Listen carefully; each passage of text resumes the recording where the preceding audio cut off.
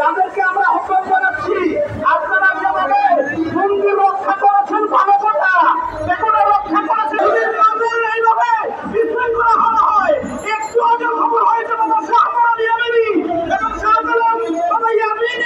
হামলা করা হয়েছে।